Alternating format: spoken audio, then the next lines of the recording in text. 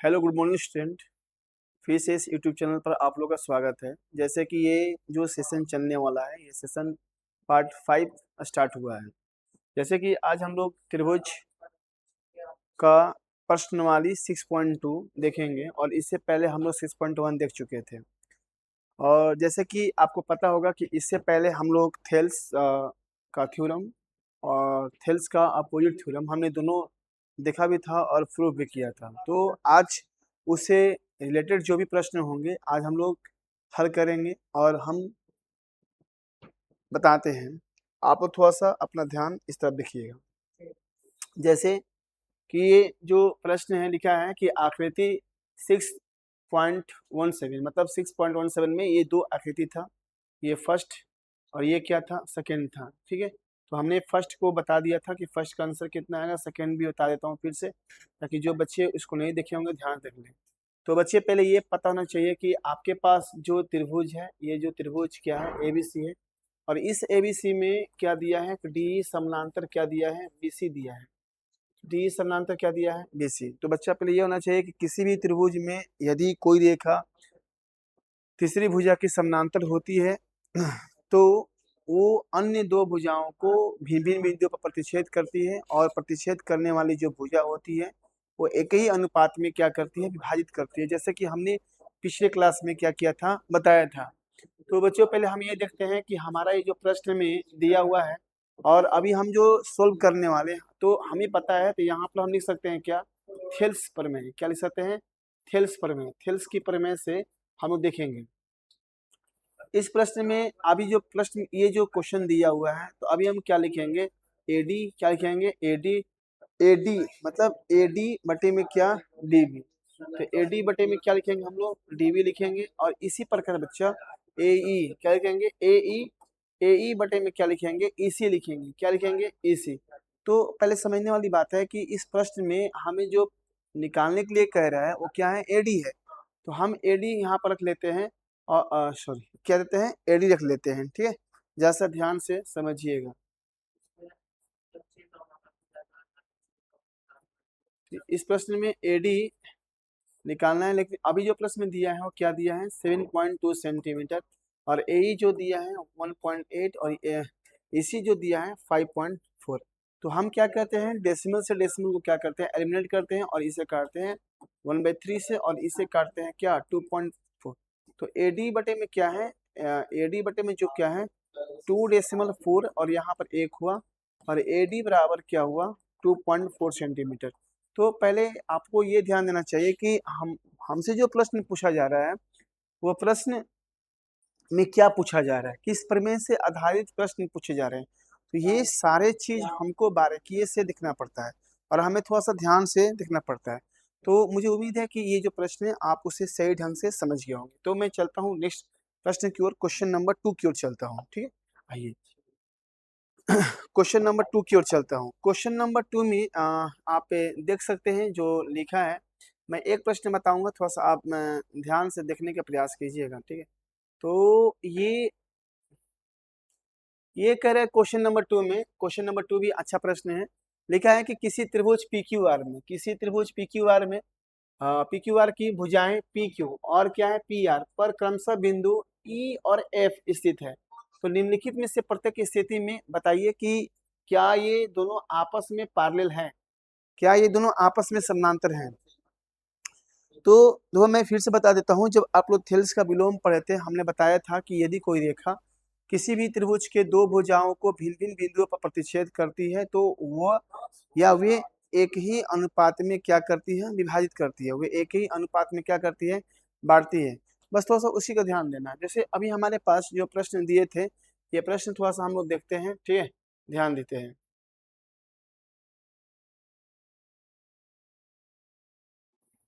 तो ये प्रश्न क्या है, हमारे पास एक त्रिभुज है। क्या है, हमारे पास एक त्रिभुज है, ध्यान दीजिएगा।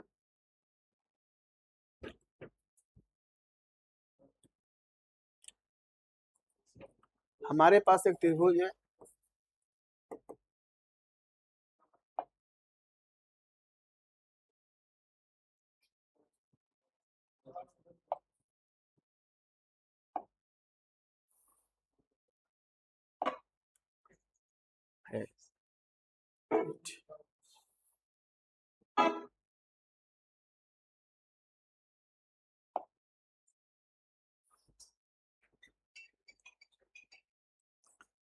कुछ टेक्निकल इशू के कारण ये सेशन को होल्ड किया गया था। तो अभी हम जो प्रश्न बताने वाले हैं, प्रश्न जो 2 है, वो लिखा है कि किसी त्रिभुज PQR में, तो पहले हम ये काम करते हैं कि हम एक त्रिभुज बनाते हैं। पहले हम एक त्रिभुज बनाते हैं, PQR बनाते हैं, ठीक है। एक ये त्रिभुज क्या हो गया, PQR हो गया, ध्यान दीजिएगा। एक त्रिभुज क्या हो गया, PQR हो गया। ये हो गया P, ये हो गया Q, और ये क्या हो गया, R हो गया, ठीक है। और इसमें बोल रहा है कि भुजा PQ और PR पर 2 बिंदु दिए हैं, मतलब इस पर आपका जो बिंदु है E है, और इस पर जो बिंदु है वो क्या है, F है। तो अब ये बोल रहा है कि स्थित है, और आपको प्रूफ करना है कि जो EF है और QR है, जो EF और QR है, वो दोनों ही आपस में क्या है, समानांतर हैं। तो पहले ये समानांतर तभी आएंगे जब ये दोनों भुजाएं और ये भुजाएं एक ही अनुपात में क्या होंगे, बराबर होंगे। तो इसमें जो PE का जो वैल्यू दिया है वो क्या दिया है, 3.9 सेंटीमीटर, और इसमें जो EQ का जो वैल्यू दिया है वो क्या दिया है, 3 सेंटीमीटर, ठीक है। और इसमें जो PF का जो वैल्यू दिया है वो क्या दिया है, 3.6 सेंटीमीटर, और इसमें जो FR का जो वैल्यू दिया है वो 2 पॉइंट क्या दिया है, 4 सेंटीमीटर। तो ये चीज तभी समानांतर हो सकता है जब ये, मतलब जब ये कौन सा PE, कौन सा PE, और बटे में कौन, EQ, और यहाँ पर क्या दिया है, PF बटे में क्या, FR। जब ये दोनों का अनुपात आपस में क्या हो जाएगा, बराबर हो जाएगा। क्या हो जाएगा, पहले आपस में अनुपात क्या हो जाएगा, बराबर हो जाएगा। ये भी थोड़ा ध्यान देने वाला है। तो हमारे पास जो PE है वो क्या है, 3.9 है, ठीक है। और जो EQ है वो क्या है, 3 है, ठीक है। और यहाँ से जो PF है वो क्या है, 3.6 है, और ये FR जो है वो क्या है, 2.4 है। तो डेसिमल से डेसिमल क्या करेंगे, हम लोग डाल देंगे, और डेसिमल से नीचे क्या आ जाएगा, एक 10 आ जाएगा, मतलब एक 0 आ जाएगा, ठीक है। ध्यान दीजिएगा।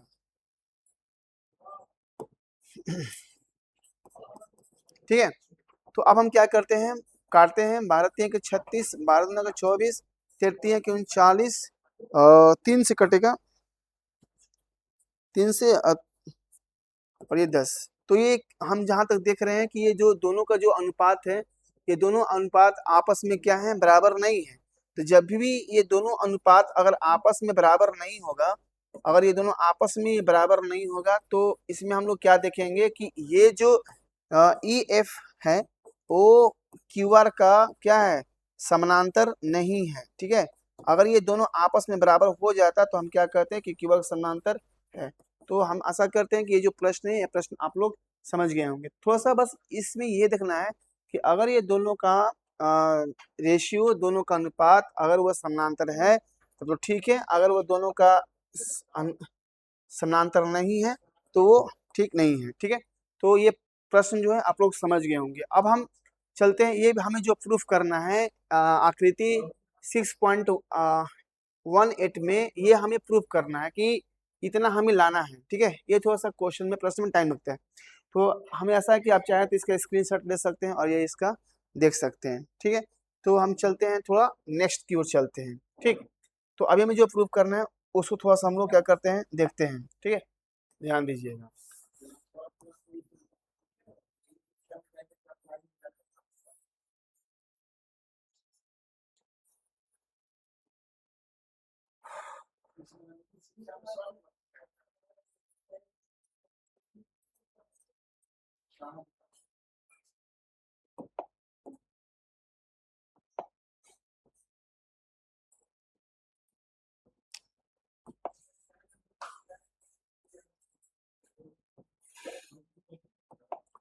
ये प्रश्न में जो दिया है कि आकृति 6.18 में, इसमें जो फिगर दिया है उस फिगर को हम ड्रॉ कर लेते हैं। यहाँ पर आपका जो फिगर दिया हुआ है, तो फिगर में पहले हम इसको ड्रॉ कर लेते हैं, ठीक है।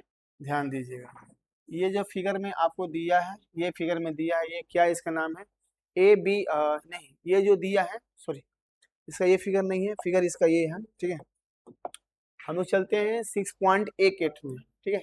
6.18 में चलते हैं। तो ये जो प्रूफ करना है, इसमें थोड़ा सा हम लोग देखेंगे कि ये प्रूफ कैसे करना है।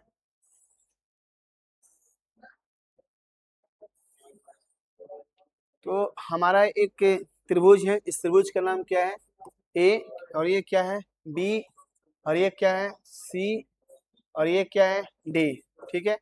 और यहाँ से हम लोग एक जो प्रश्न में दिया है उसी फिगर को थोड़ा सा हम बना देते हैं ताकि आपको क्लियर यहाँ से दिखाई दे सके, ठीक है, ध्यान दीजिएगा।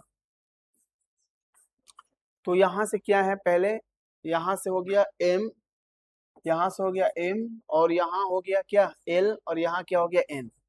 ये इस प्रश्न में जो दिया है पहले उसके बारे में हम लोग चर्चा कर लेते हैं। इस प्रश्न में हमें जो दिया है हम लोग फिगर लिख लिए हैं हम लोग, ये क्या दिया है थोड़ा समझते हैं। इस प्रश्न में दिया है, ठीक है, इस प्रश्न में दिया है कि एल एम समानांतर सी बी, क्या दिया है एल एम क्या दिया है समानांतर क्या दिया है सी बी दिया है, ठीक है। अब और एक चीज और दिया है, और क्या दिया है, ठीक है, और क्या दिया एल एन समानांतर क्या दिया है सी डी। तो मतलब आप समझ सकते हैं कि जो एल एम समानांतर है वो आपका बीसी का है, ठीक है, और एल एन जो समानांतर है वो किसका है सी डी का है। तो बच्चों आप देख सकते हैं कि यहाँ पर दो त्रिभुज बन रहे हैं। एक तो त्रिभुज बन रहा है यहाँ से ऊपर की ओर, ठीक है, मैं एक कलर से आपको दिखा देता हूँ। मतलब यहाँ से दिख रहा है कि ये जो त्रिभुज बन रहा है, ये जो आप देख रहे हैं एक त्रिभुज तो ये बन रहा है, ठीक है, एक त्रिभुज आपका यहाँ से ये बन रहा है, ठीक है, और एक त्रिभुज जो बन रहा है, एक त्रिभुज जो बन रहा है इसको जरा ध्यान दीजिएगा, एक त्रिभुज आपका ये बन रहा है। मतलब हमारे पास दो त्रिभुज बन रहे हैं, हमारे पास दो त्रिभुज बन रहे हैं जैसे कि मैंने आपको दिखाया है। तो अभी हम जो काम करने वाले हैं, अभी हम जो दिखाने वाले हैं उस पर थोड़ा सा हम चर्चा करेंगे, ठीक है। तो अभी हम लेते हैं त्रिभुज, क्या लेते हैं त्रिभुज। त्रिभुज पहले हमें जो प्रूफ करना है पहले हम उसको लिख दे रहे हैं, हमें क्या सिद्ध करना है, हमें जो सिद्ध करना है उसके बारे में थोड़ा सा समझेंगे। ये सिद्ध करना है, सिद्ध करना है कि सिद्ध जो करना है कि ए एम क्या लिखना है, यहाँ से लिखा है ए एम बटे में क्या है ए बी, क्या है ए एम बटे में ए बी, और यहाँ से जो लिखा है ए एन बटे में ए डी, ये हमें सिद्ध करके इतना लाना है। तो मतलब आप देख सकते हैं कि ये कहाँ पर लिखा हुआ है, तो ये त्रिभुज में ए एम बटे में एम बी ए बी, ठीक है, और यहाँ से क्या लिखा है ए एन बटे में क्या लिखा है ए डी। तो अब हम क्या करते हैं, हमारे पास दो कंडीशन बनते हैं, एक कंडीशन बनता है ऊपर वाले त्रिभुज के लिए और एक कंडीशन बनता है कहाँ नीचे वाले त्रिभुज के लिए। तो पहले हम प्रमाण करते हैं, प्रूफ करते हैं, ये प्रूफ कैसे होगा, ठीक है। तो पहले हम ले लेते हैं एल एम समानांतर क्या लेते हैं सी बी, क्या लेते हैं सी बी। तो अब हम एल एम समानांतर सी बी लेंगे, मतलब इस त्रिभुज में लेंगे एल एम समानांतर क्या लेंगे सी बी। तो अब हम इस त्रिभुज के लिए एक अलग फिगर हम आपको छोटा सा ड्रॉ कर देते हैं ताकि आपको समझने में ये आराम पड़ेगा, ठीक है, ध्यान दीजिएगा। तो आपका एक त्रिभुज ये रहा, ठीक है, जो ये क्या है यहाँ से ए, और ये क्या है बी, और ये क्या है सी, ठीक है, और यहाँ क्या है एल एम। ऐसे करने से क्या होता है कि ज्यामिति थोड़ा बनाने में और समझने में आराम पड़ता है। अगर हम चाहते हैं तो उस फिगर में भी हम दोनों बना देते हैं। हमने फिगर को इसलिए डिवाइड किया ताकि प्रश्न को आसानी से समझा जा सके, ठीक है। तो मैंने क्या किया कि एल एम समानांतर क्या है एल एम समानांतर सी बी। अब आपको पता है कि जो थेल्स का प्रमेय कहता है कि यदि किसी त्रिभुज में कोई रेखा तीसरी भुजा की समानांतर है तो उसे अन्य दो भुजाओं को भिन्न भिन्न बिंदुओं पर प्रतिच्छेद करती है, और प्रतिच्छेद करने वाली जो भुजा होती है वो एक ही अनुपात में क्या करती है विभाजित करती है। तो पहले ये लिखा हुआ है तो हम लिख देंगे थेल्स प्रमेय से, क्या लिखेंगे हम लोग थेल्स से या थेल्स प्रमेय से हम लोग पूरा लिख लेते हैं। हमें जो प्रूफ करना है उसके बारे में सोचेंगे। हमें ए से एम जाना है, क्या गए हम इसमें ये देता है और ये हम क्या लिखे एस ए एम और बटे में क्या लिखे ए बी, ठीक है। और इसी प्रकार जब हमने ए से एम लिया तो यहाँ क्या लेंगे ए से एल लेंगे, ठीक है, ए से एल लेंगे। अगर हमने ए से बी लिया है तो हम यहाँ क्या लेंगे ए से सी लिया है। तो ये जो आपका समीकरण नंबर क्या हो गया, समीकरण नंबर 1 हो गया। इसी प्रकार हम लोग क्या करेंगे, अभी हमारे पास जो प्रश्न दिया है क्या दिया है एल एन समानांतर सी डी, क्या दिया है एल एन समानांतर क्या दिया है सी डी दिया है, ठीक है, एल एन समानांतर क्या दिया है सी डी। थोड़ा सा हम इसको अच्छा से लिख देते हैं, ठीक है, ध्यान दीजिएगा। एल एन समानांतर क्या लिखा है सी डी, एल एन समानांतर सी डी। मतलब अब इस त्रिभुज में आते हैं, नीचे त्रिभुज में आते हैं। तो हम क्या किए नीचे त्रिभुज में आ गए हैं, ठीक है, ध्यान दीजिएगा ताकि ये प्रश्न आपको आसानी से समझ में आ जाए। तो यहाँ पर क्या लिखा है एल, क्या लिखा है एल, और यहाँ क्या लिखा है एन, और यहाँ क्या लिखा है ए, और यहाँ पर ये तो हो गया आपका सी और ये आपका डी, ये समाप्त दिया है। और आपको पता है कि किसी भी त्रिभुज में कोई रेखा जब तीसरी भुजा का समानांतर होता है तो ये जो दो भुजा हैं वो एक ही अनुपात में बांटते हैं, ये थेल्स का कहना है, ठीक है, ध्यान दीजिएगा। तो हम क्या लिख देते हैं यहाँ पर लिख देते हैं थेल्स से, क्या लिखेंगे थेल्स से, ये थेल्स के प्रमेय से हम लोग यहाँ पर हमने क्या किया लिख दिया है, ठीक है। अब इसी प्रकार हम क्या करेंगे, हम यहाँ से लिखेंगे ए एन, क्या लिखेंगे ए एन, ठीक है, और ये क्या लिखेंगे ए डी, क्या लिखेंगे हम लोग ए डी, और इसी प्रकार हम लिखेंगे ए एल, क्या लिखेंगे हम लोग ए एल, और हम फिर क्या लिखेंगे ए सी। तो ये हमारा समीकरण नंबर क्या हो गया, 2 हो गया, क्या हो गया 2। तो अब हम समीकरण 1 में और समीकरण 2 में क्या देख रहे हैं कि हमारा जो दायां पक्ष है, मतलब ये पार्ट और ये पार्ट दोनों आपस में क्या है बराबर है। तो हम लिखेंगे क्या समीकरण 1 और क्या 2 से, समीकरण 1 और क्या समीकरण 2 से, समीकरण 1 और किससे 2 से, समीकरण 1 और 2 में जब देखेंगे तो जब हमारा दाहिना पार्ट बराबर होता है तो जो बायां पक्ष होता है वो खुद ब खुद क्या होता है बराबर हो जाता है। तो आप देख सकते हैं कि अगर हम चाहे कलर से भी इसको आइडेंटिफाई कर दें तो आप देख सकते हैं, मतलब देखने के मतलब क्या हुआ कि ये जो पूरा पार्ट जो देख रहे हैं ए एल बटे में क्या ए सी, और यहाँ पर जो देख रहे हैं ठीक है यहाँ पर मतलब ये वाला, और यहाँ से ए एल बटे में क्या ए सी, ये दोनों आपस में क्या है बराबर हैं। तो अगर ये जब दोनों आपस में बराबर हो गया तो समझ लो कि ये भी दोनों आपस में क्या होंगे बराबर होंगे, ठीक है। ए एम क्या है ए एम बटे में क्या ए बी, और ए एन बटे में क्या ए डी, ए एन बटे में क्या ए डी, यही हमें क्या करना था सिद्ध कर कर लाना था, प्रूफ करके लाना था जो ये प्रश्न में दिया हुआ था। तो जिस बच्चों को अगर समझना है तो इस वीडियो को आप दोबारा देख सकते हैं, ठीक है, या रिव्यू कर सकते हैं, चाहे तो आप इसका स्क्रीनशॉट भी ले सकते हैं। देखो प्रूव करने वाला जो प्रश्न होता है उसमें थोड़ा सा परेशानी होता है क्योंकि हमें वहां पर प्रमेय की सहायता लेनी पड़ती है, लेकिन अगर हमारा कोई लोकल क्वेश्चन होता है तो वो क्वेश्चन आसानी से बन जाता है, ठीक है। तो हम आशा करते हैं कि क्वेश्चन नंबर जो 3 है वो 3 आप लोग सही से समझ गए होंगे।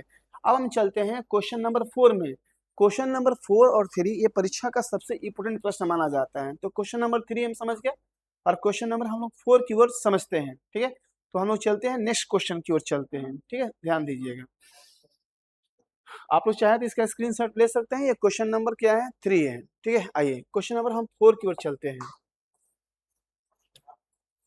क्वेश्चन नंबर 4 आपके पास बुक होगा, आप चाहे तो अपने पास बुक ओपन करके देख सकते हैं, क्वेश्चन को पढ़ सकते हैं कि क्वेश्चन में प्रश्न में क्या दिया है और क्या सिद्ध करने के लिए हमसे पूछ रहा है, ठीक है। आइए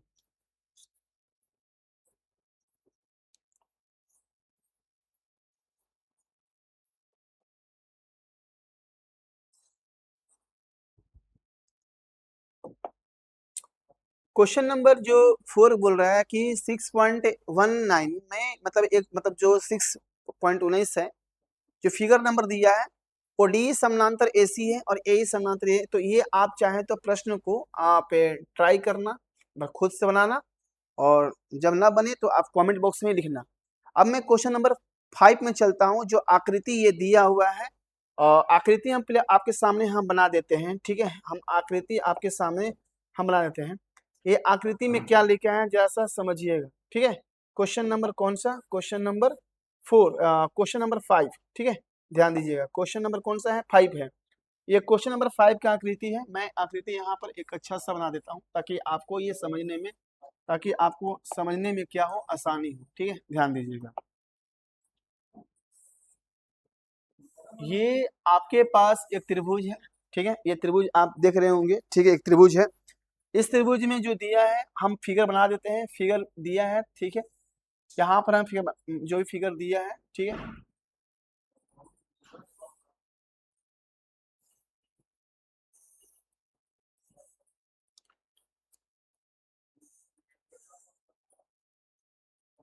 यहाँ पर क्या है P है, ये क्या है Q है, ये क्या है R है, ठीक है, ये क्या है O है, ये क्या है E है, ठीक है, और यहाँ क्या है F है और यहाँ क्या है, डी है। जैसा समझने का प्रयास किया जाए। हमारे पास फिगर बनकर तैयार है, ठीक है। हमें जो सिद्ध करना है उस पर हम थोड़ा सा देखेंगे और समझेंगे। तो इस प्रश्न में क्या दिया है कि जो डीई समानांतर है, हम डी समानांतर देखेंगे कहाँ पर है। डी समानांतर है, डी समानांतर जो दिया है, ठीक है। डीई समानांतर मतलब ये, इसके बारे में ये चर्चा करना चाहता है कि जो डीई समानांतर है, डीई समानांतर क्या दिया। तो हम यहाँ पर लिख ले रहे हैं, जो प्रश्न में जो दिया है हम यहाँ पर लिख ले रहे हैं। क्या दिया है, डीई समानांतर, डीई समानांतर, डीई समानांतर क्या दिया है, ओ क्यू। क्या दिया है, ओ क्यू। तो ये आपका डीई हो गया और ये आपका ओ क्यू हो गया। मतलब हमारा जो त्रिभुज बनने वाला है, हमारा त्रिभुज ये बनने वाला है, ठीक है। अब चाहे तो देख सकते हो, इसका हम फिगर अलग से हम आपको ड्रॉ कर देंगे, ठीक है। इसी प्रकार अगर हम नेक्स्ट देखें कि डीई अब इसमें और क्या दिया है कि, और जो दिया है डीएफ समानांतर ओ आर, क्या दिया है, डीएफ समानांतर क्या दिया है, ओ आर दिया है। तो हम इसको दूसरा कलर से चेंज कर देते हैं, तो आपको थोड़ा सा आसानी होगा, ठीक है। ध्यान दीजिएगा। तो यहाँ से डीएफ मतलब इसका बात बोल रहा है, ये डीएफ, ये आपका डीएफ हो गया। और ये जो समानांतर है, इसका समानांतर है, किसका, मतलब ओआर का समानांतर है, ठीक है। तो ये आपका एक अलग त्रिभुज बनेगा। मतलब यहाँ से जो त्रिभुज बनेंगे वो क्या त्रिभुज बनेंगे, आपको एक अलग त्रिभुज बनेंगे। तो मतलब दो त्रिभुज बन रहे हैं, ठीक है। मैंने दोनों आपको हम अलग अलग दिखा दिया, ठीक है। देखिए अब हम मैंने मतलब बताने वाले हैं, थोड़ा सा इस पर थोड़ा ध्यान दिया जाए। इसमें लिखा है क्या कि आपको जो सिद्ध करना है, आपको जो दर्शाना है, वो क्या करना है, थोड़ा सा समझिएगा। हमें जो सिद्ध करना है, हमें जो सिद्ध करना है वो क्या कह रहा है कि ईएफ समानांतर क्या दिया है, ईएफ समानांतर क्यू आर क्या दिया है, ईएफ समानांतर क्या दिया है, क्यू आर। तो हमारा जो क्वेश्चन में जो प्रूफ करने के लिए हमसे पूछ रहा है, मतलब ये पूछ रहा है कि ईएफ समानांतर क्यू आर, ये हमसे पूछ रहा है कि ये कैसे प्रूफ होगा, ठीक है। ये हमसे प्रश्न में पूछ रहा है। तो आइए थोड़ा सा इस प्रश्न को हम बारीकी से समझते हैं और इसको हम थोड़ा सा देखते हैं। हमें क्या करना है, हमें प्रमाण करना है, हमें प्रूफ करना है कि भैया कैसे बनेगा। तो पहला जो दिया है वो क्या दिया है, डीई समानांतर क्या दिया है, ओ क्यू। तो पहले हम क्या करेंगे, ये तो हम पहले एक ऐसा छोटा सा हम बनाएंगे, फिगर बनाएंगे, ठीक है। छोटा सा हम क्या बनाएंगे, फिगर। ध्यान दीजिएगा, छोटा सा हम बनाएंगे फिगर। तो ये फिगर बन गया। तो यहाँ पर क्या था, पी, क्या था, पी। और यहाँ पर क्या था, क्यू। और यहाँ पर क्या था, आर। और यहाँ पर क्या था, ई। और यहाँ पर क्या था, डी। मतलब अब ये कहना चाहता है कि ये दोनों आपस में क्या है, समानांतर है। तो आपको पता है कि किसी भी त्रिभुज में जब कोई रेखा तीसरी भुजा के समानांतर होती है तो वहां थेल्स का जो प्रमेय होता है वो आता है। तो ये इसमें ये दिया हुआ है।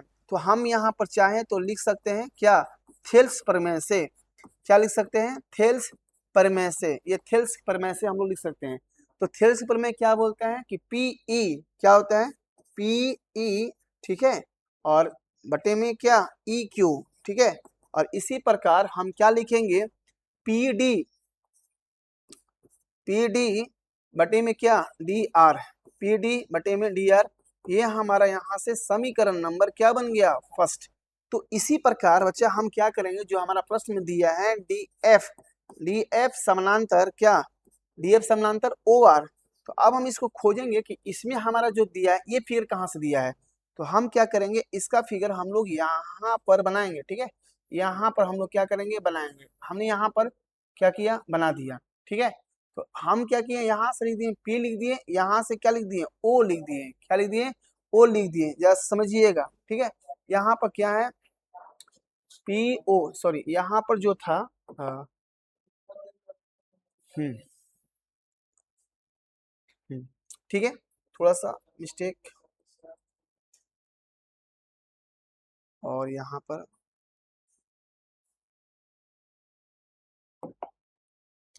तो यहाँ पर ये जो था, इसको थोड़ा सा फिर यहाँ पर क्या है, ओ, मतलब पी डी ओ, ठीक है। तो यहाँ पर क्या लिखेंगे, पी डी लिखेंगे, और फिर यहाँ से हम लोग क्या लिखेंगे, डी ओ, ठीक है। अब हमारा दूसरा जो फिगर है वो क्या है, पी ओ, और ये क्या यहाँ पर आर है, क्या है, आर है। और हम हमारा जो कंस्ट्रक्शन में दिया है, तो ये कंस्ट्रक्शन हमारा ऐसे दिया है, तो ये क्या हो गया आपका डी, और ये आपका क्या हो गया एफ हो गया, ठीक है। तो ये भी प्रश्न में जो दिया है ये भी आपका क्या है, समानांतर। ये कहना चाह रहा है कि जो डी एफ है वो ओ आर का क्या है, समानांतर है। वो डी एफ जो है वो मतलब ओ आर का क्या है, समानांतर है। ध्यान से देखिएगा पहले, तो पहले हम यहाँ पे लिखते हैं डी एफ और समानांतर क्या, ओ आर। तो यहाँ भी हम चाहें तो लिख सकते हैं किससे, बाई थेल्स थ्योरम, या थेल्स से हम लोग दिखा सकते हैं, ठीक है। तो थेल्स क्या कहता है कि मतलब हम लिख सकते हैं पी एफ बटे में एफ आर, पी एफ बटे में क्या, एफ आर, ठीक है। और इसी प्रकार हम लिख सकते हैं क्या, पी डी बटे में क्या, डी ओ। ये समीकरण नंबर क्या हो गया, 2 हो गया। समीकरण नंबर क्या हो गया, 2। जब आप समीकरण नंबर 1 और 2 को देखोगे तो इसमें आपको एक चीज क्या दिखाई देगा, हम फिर बता रहे हैं आपको क्या दिखाई देगा, कि इसमें जो पी डी मतलब ये पी डी बटे में डी ओ, पी डी बटे में क्या, डी ओ, मतलब ये चीज, ठीक है। और यहाँ भी पी डी बटे में डी ओ, मतलब ये, ठीक है, मतलब ये दोनों आपस में क्या है, इक्वल है। तो ये भी दोनों आपस में क्या होंगे, इक्वल होंगे। मतलब कभी भी समीकरण में जब बायां पक्ष या दायां पक्ष बराबर होता है तो दोनों आपस में क्या होते हैं, बराबर होते हैं। तो यहाँ पर लिखेंगे क्या, यहाँ पर हम लिखेंगे समीकरण नंबर, क्या लिखेंगे, समीकरण नंबर 1 और क्या, समीकरण नंबर 1 और समीकरण नंबर क्या, 2। समीकरण 1 और 2 से हम देखेंगे तो यहाँ से जो हमारा है ये क्या है, पीई बटे में क्या, ई क्यू, ठीक है। और यहाँ से लिखेंगे क्या, पी एफ बटे में क्या, एफ आर। ये दोनों आपस में बराबर हो गया। तो अब हम खोजेंगे कि किस त्रिभुज में है। तो हमारा त्रिभुज मिल रहा है पी ई बटे में ई क्यू, ठीक है, और पी एफ बटे में एफ आर। तो हम इस त्रिभुज को फाइनली, इस त्रिभुज को हम बना लेंगे और यहाँ पर दिखाएंगे क्या, ये पी हो गया, ठीक है, और यहाँ पर क्या हो गया, क्यू हो गया।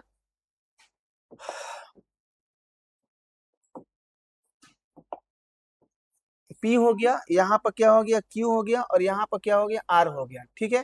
तो ये क्या बोल रहा है, यहाँ पर हो गया क्या, PE और F।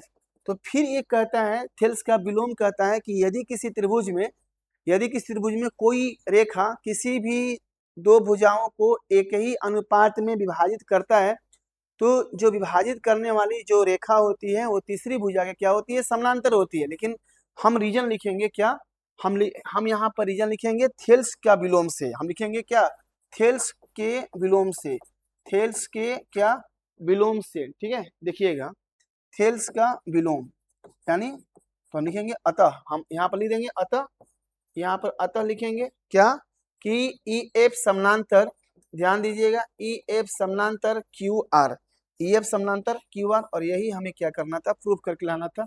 चाहे तो आप इसका स्क्रीनशॉट ले सकते हैं, या इस वीडियो को एक बार 2 बार रिकैप करके क्या कर सकते हैं, देख सकते हैं। तो हमें विश्वास है कि आप इस क्वेश्चन को समझने में अपना योगदान दे रहे होंगे।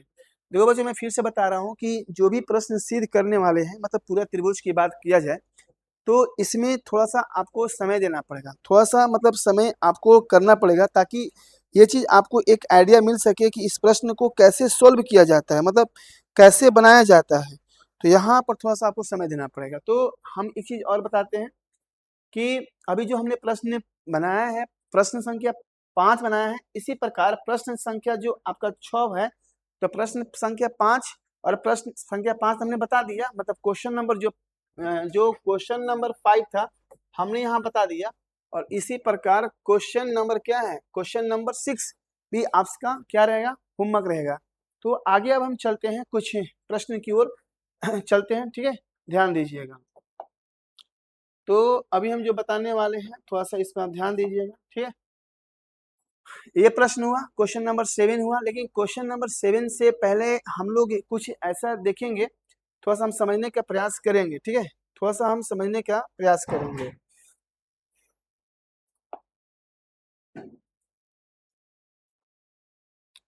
तो अभी जो त्रिभुज की कसौटी, मतलब कोई भी होता है condition of similarity in triangle, मतलब जो समरूप की कसौटी होती है, तो उस पर हम थोड़ा सा हम देखेंगे, ध्यान देंगे कि हमारा जो दो त्रिभुज होंगे, ध्यान दीजिएगा, हमारा जो दो त्रिभुज होंगे, ठीक है, तो ये दो त्रिभुज का भी जो कंडीशन आने वाला है, अभी जो नेक्स्ट चैप्टर हम पढ़ाने वाले हैं, ये बहुत ही इंपॉर्टेंट मतलब कॉन्सेप्ट है कि ये कहना चाहता है कि यदि आपके पास दो त्रिभुज है और दोनों त्रिभुज आपका समरूप है, समरूप के मतलब फिर से बता दे रहे हैं, समरूप, ठीक है, मतलब समान रूप, रूप समान होगा, लेकिन ये कोई जरूरी नहीं है कि उनका माप जो होगा वो एक जैसा होगा, ठीक है। तो अभी हम समझेंगे कि हमारा जो मान लेते हैं कि हमारे पास दो त्रिभुज है, एक ABC और एक क्या है, DEF है। तो इसमें हम लोग क्या देखेंगे कि अगर हम यहाँ पर A लिखते हैं, B लिखते हैं, C लिखते हैं, हम त्रिभुज लिख देते हैं, त्रिभुज ABC, और यहाँ पर और लिखते हैं क्या, नहीं तो और नहीं, वो हम सिंबल दे देते हैं, ठीक है, सिंबल देते हैं, ये सिंबल रहा किसका, समरूपता का, ठीक है। और एक त्रिभुज कौन सा है, DEF है, क्या है, DEF है। ध्यान रहे, जब हम कोण का संगत भाग देखेंगे, कोण का संगत भाग, कोण का संगत देखेंगे, तो जो A का है वो D में जाएगा, कहाँ जाएगा, कोण A का संगत जाएगा किसमें, D में, ठीक है। इसी प्रकार कोण जो B है वो किस में जाएगा, E में जाएगा, कोण जो B है वो किस में जाएगा, E में जाएगा, और कोण जो C है वो किस में जाएगा, F में जाएगा। तो आपको ध्यान देना चाहिए कि अगर आप इस त्रिभुज से चलिएगा तो सेम टू सेम हमारा इस त्रिभुज में जो भी क्रमांक पर बैठे नंबरिंग में चाहे जो भी अल्फाबेट होंगे, तो हमें उसी अल्फाबेट को क्या करना है, वहां से उठा लेना है। अब ये तो हमारा संगत कोण था, अगर हम संगत भुजा देखते हैं तो इसमें जो संगत भुजा होती है वो समानुपाती होती है। संगत भुजा जो होगी वो क्या होगी, समानुपाती, ठीक है, समानुपाती होती है। ये संगत भुजा क्या होती है, समानुपाती होती है, ध्यान दीजिएगा थोड़ा सा, समानुपाती होती है। तो समानुपाती कहने के मतलब क्या हुआ, आप जरा सा ध्यान से देखिएगा, समानुपाती मतलब कहने का हमारा मतलब क्या हुआ कि अगर हम AB लिए हैं, अगर हम AB लिए हैं तो यहाँ से हम क्या लेंगे, DE लेंगे, क्या लेंगे, DE लेंगे, ठीक है ना। अगर हम यहाँ से BC लिए हैं तो हम यहाँ से क्या लेंगे, EF लेंगे, क्या लेंगे, BC लिए हैं तो यहाँ से क्या लेंगे, EF लेंगे। अगर हम यहाँ से AC लिए हैं, आप समझिएगा कलम का मूविंग जिसे हम बता रहे हैं उसी प्रकार आपको भी करना पड़ेगा, ये DF लिए हैं। ये जो दो कसौटी होता है, ये दो कसौटी बहुत ही क्या है, इंपॉर्टेंट है, और ये बहुत ही इंपॉर्टेंट रहने वाला है। तो हमें आशा है कि आप इस चीज़ को समझ रहे होंगे। थोड़ा सा हम चलते हैं नेक्स्ट की ओर चलते हैं, ठीक है। तो अभी हम जो बताने वाले हैं थोड़ा सा इसको देखा जाए, ठीक है। अभी हाँ, ठीक है, तो हमारे पास त्रिभुज का जो सर्वांगसम समरूपता का जो कसौटी है वो कितनी कसौटी होता है, ये आपको थोड़ा सा देखना पड़ेगा। मतलब इसका तीन ही कसौटी होता है। पहला तो होता है भुजा भुजा भुजा, दूसरा होता है कोण कोण कोण, और तीसरा जो होता है भुजा कोण क्या होता है, भुजा। मतलब ये कह सकते हैं कि अगर आपके पास, ठीक है, अगर आपके पास, ठीक है, मान लीजिए कि अगर आपके पास दो त्रिभुज है, ठीक है, दो त्रिभुज है, ये दोनों त्रिभुज समरूप हैं। समरूप होने का शर्त कितने शर्त में ले जाएगा, ये दोनों ये समरूपता होने का शर्त मतलब कितने कसौटी में जाएंगे। तो मान लीजिए कि अगर हम यहाँ से ए त्रिभुज का नेमिंग कर रहे हैं, त्रिभुज का नेमिंग करना बहुत जरूरी है, ठीक है, ताकि प्रश्न में बना सके। ये तीन तरह से जाएंगे, पहला जाएगा क्या, कोण कोण कोण से, ठीक है, और दूसरा जाएगा क्या, भुजा कोण क्या, भुजा से, और तीसरा जो जाएगा वो क्या जाएगा, भुजा भुजा भुजा से। ये कहना चाहता है कि अगर इन तीनों में से, मतलब तीनों कसौटी में से आप तीन कंडीशन में से कोई कंडीशन शो करते हैं तो ये दोनों त्रिभुज आपका क्या बन जाएगा, समरूप बन जाएगा, ठीक है, समरूप बन जाएगा। लेकिन हमें कैसे पता चलेगा, तो अगर मान लीजिए कि अगर हम मान लीजिए कि अगर हम एक प्रश्न लेते हैं कि अगर ये ले लेते हैं 50 डिग्री ले लेते हैं, इसको ले लेते हैं 60 डिग्री, ठीक है, और इसको भी ले लेते हैं 50 डिग्री, और ये ले लेते हैं 60 डिग्री। और हमसे अगर ये प्रश्न पूछा जाए क्या ये दोनों त्रिभुज समरूप है, तो हम कहेंगे हाँ समरूप है। लेकिन आपसे फिर पूछा जाएगा कि यदि ये दो त्रिभुज समरूप है तो समरूपता होने की कौन सी कसौटी है, ठीक है, कौन सी शर्त है। तो इस तीन शर्त में से क्या हम तीनों शर्त ले लेंगे, नहीं, हम क्या देख रहे हैं कि इस त्रिभुज का जो संगत कोण है ये रहा, ये रहा, और इस त्रिभुज का जो संगत कोण है ये कोण को रख लेंगे, ठीक है, इस कोण को क्या करेंगे, रख लेंगे, ध्यान दीजिएगा। तो ये थोड़ा सा इंपॉर्टेंट बनता है, कौन कौन होता है, कौन कौन कौन, और भुजा, कौन भुजा, और फिर क्या होता है भुजा भुजा भुजा। जैसे कि ये एक क्वेश्चन दिया है आपकी क्या एनसीईआरटी में क्या है, जैसे ये 60 रहा, ठीक है, जैसे ये 60 रहा,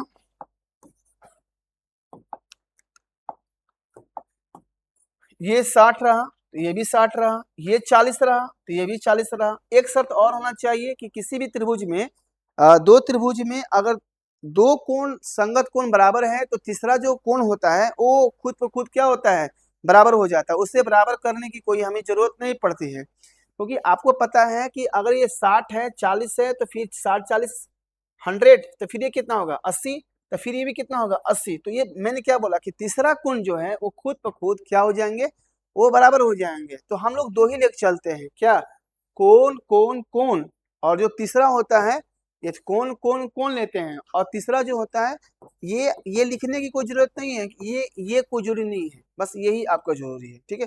लेकिन कहीं कहीं बुक में लिखा होता है तो उस पर भी हमें थोड़ा सा ध्यान देना है, ठीक है। आइए, तो मैंने बता दिया कि इसमें क्या करना था आपको। अब इसमें जो दिया है पहले हम एक एक कॉन्सेप्ट को देखते हैं, तब हम लोग क्वेश्चन की ओर बढ़ेंगे, ठीक है, ध्यान दीजिएगा।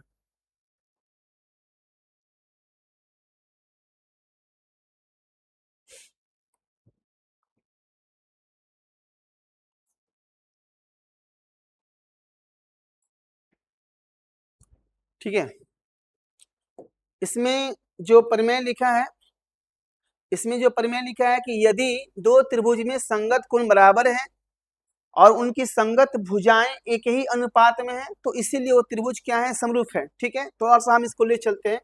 तो मतलब ये कह रहे हैं कि आपके पास, ठीक है, आपके पास दो त्रिभुज हैं, एक त्रिभुज ये हो गया, ठीक है, और एक त्रिभुज आपका ये हो गया, एक त्रिभुज ये हो गया। तो आप ध्यान दीजिएगा, समरूप में कभी भी दो आकृति का साइज एक जैसा नहीं होना चाहिए। अगर वो दो त्रिभुज का साइज एक जैसा हो जाएगा तो फिर वो समरूप तो होगा ही, और साथ साथ में सर्वांग समता भी हो जाएगा, लेकिन हमें समरूप पर फोकस करना है। ये कह रहा है कि यदि त्रिभुज में दो कोण, तो मान लेते हैं ये कोण ए हो गया, ये क्या हो गया बी, ये क्या हो गया सी, ये हो गया डी, ये क्या हो गया ई, और ये क्या हो गया एफ, ठीक है। इसका कोई दो कोण मान लेते हैं कि एक कोण संगत कोण ए हो गया, ठीक है। थोड़ा सा भी हम इसमें कुछ और ऐड कर देते हैं, ठीक है। हमारे पास दो त्रिभुज है, एक त्रिभुज क्या हो गया ए बी सी, और एक क्या हो गया त्रिभुज, क्या हो गया, एक त्रिभुज क्या हो गया डी ई एफ। ये कहना चाह रहा है कि ये दोनों त्रिभुज जो है वो समरूप हैं। वो शर्त किसका जाएगा, शर्त जाएगा कि ये कहना चाह रहा है कि दो कोण कोई त्रिभुज का जो संगत कोण है और उनकी संगत भुजाएं एक ही अनुपात में क्या करती है, बराबर है, तो इसीलिए वो त्रिभुज क्या है, समरूप है। संगत कोण ध्यान दीजिएगा, ठीक है। तो इसमें हम लोग जो समरूपता खोजेंगे या देखेंगे उस पर थोड़ा सा फोकस करते हैं। तो यदि दो त्रिभुज में संगत कोण बराबर है तो उनकी संगत भुजाएं एक ही अनुपात में होती है, ठीक है। तो मान लीजिए कि अगर हम इसका संगत कोण ए लिए हैं, इसका संगत कोण ए लिए हैं, तो इसका संगत कोण कौन बनेगा, डी बनेगा, ठीक है, डी बनेगा। अगर इसका संगत कोण हमने बी लिया है तो बी लिया है, तो इसका संगत कोण कौन बनेगा, ई बनेगा। तो ये कहना क्या चाह रहा है, ठीक है, तो हमने क्या लिख दिया कि ए की समरूपता से, ठीक है, ए की क्या समरूपता से ये दोनों जो त्रिभुज हैं, ये जो दोनों त्रिभुज हैं, त्रिभुज ए बी सी समरूप त्रिभुज क्या डी ई एफ, ये समरूप है। अगर ये समरूप है तो इनकी जितनी भी भुजाएं हैं, चाहे वो ए बी हो गया, चाहे वो बी सी हो गया, चाहे वो सी ए हो गया, अब ए बी का क्या होगा डी ई हो गया, ये क्या हो गया ई एफ हो गया, सॉरी